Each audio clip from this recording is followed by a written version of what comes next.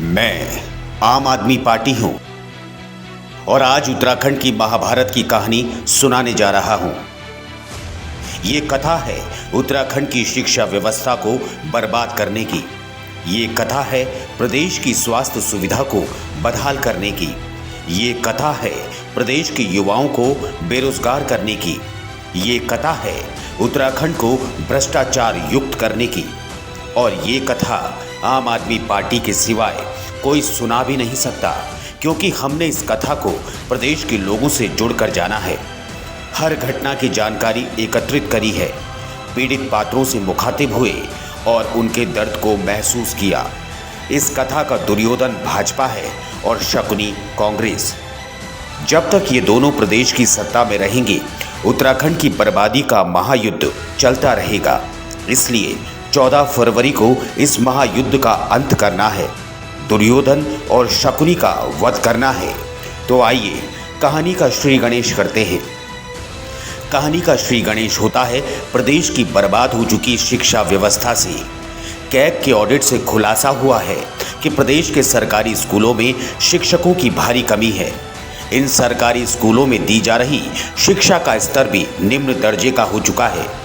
सूबे के सैकड़ों स्कूलों में पीने का पानी, टॉयलेट, बिजली, रैंप जैसी बुनियादी सुविधाएं भी नहीं हैं। कहानियां प्रदेश की बदहाल हो चुकी स्वास्थ्य सुविधाओं की। उत्तराखंड के पहाड़ के जिलों में पैदा हो रहे प्रति 1000 में से औसतन 19 नवजात उचित उपचार के अभाव में दम तोड़ रहे हैं। चिंता की बात यह है कि स्वास्थ्य केंद्रों से रेफर करने से पहले बीमार नवजात बच्चों को प्राथमिक उपचार तक नहीं मिल पा रहा है। कहानियां बेरोजगारी की।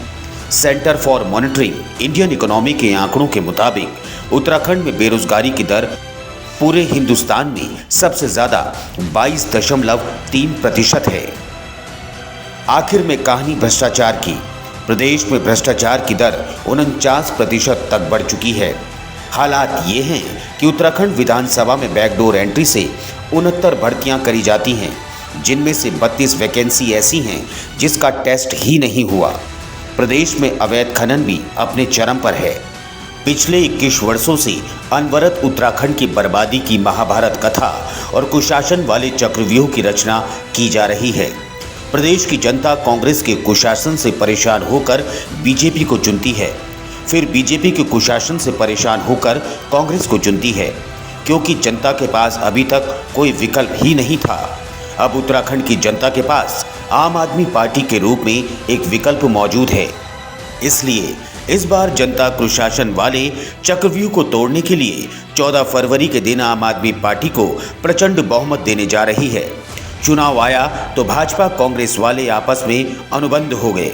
सांपों के भी नेवलों से संबंध हो गए। भाजपा कांग्रेस दोनों ही एक थाली के चट्टे बट्टे हैं। चंडीगढ़ में दोनों पार्टियों ने आपसी समझौता कर आम आदमी पार्टी का मेयर बनने से रोक दिया। इससे साफ साफ स्पष्ट होता है कि ये दोनों पार्टियां आपस में मिलकर बारी बारी से सत्ता में काबिज होती हैं और फिर प्रदेश को लूटने का काम करती हैं। लेकिन आम आदमी पार्टी का चुनाव इन दोनों पार्टियों के विकल्प के रूप में करने का मन प्रदेश की जनता बना चुकी है। जनता ने ठाना है केजरीवाल कोठियाल जी की सरकार बनाना है। इनके फाइलों में उत्तराखंड के गांवों का मौसम गुलाबी है, मगर ये आंकड़े झूठे हैं, ये दावा किताबी है। इनके मेज चांदी की, इनके जाम सोने की। यहाँ उत्तराखंड के जुम्मन के घर में आज भी फूटे रकाबी हैं। इस फूटी रकाबी को बदलने का विकल्प है आम आदमी पार्टी। प्रदेश की बदहाल स्वास्थ्य सुविधा को बदलने का विकल्प है आम आदमी पार्टी। उत्तराखंड की निम्न स्तरीय शिक्षा व्यवस्था को बदलने का विकल्प है आम आदमी पार्टी।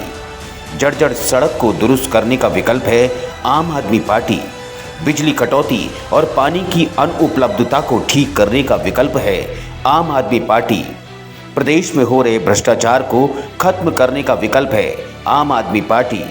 दरअसल आम आदमी पार्टी ही उत्तराखंड से इन दोनों भ्रष्टाचारी पार्टियों का समूल नाश करने का विकल्प है।